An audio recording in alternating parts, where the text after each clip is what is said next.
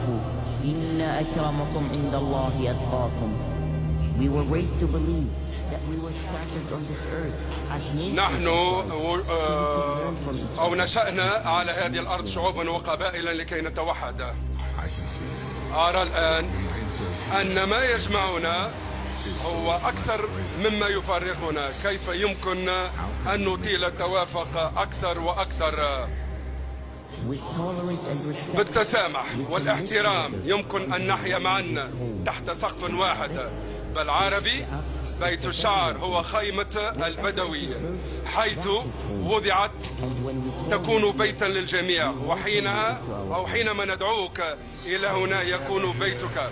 إذا نجتمع هنا كقبيلة واحدة، والأرض هي الخيمة التي نعيش فيها جميعا.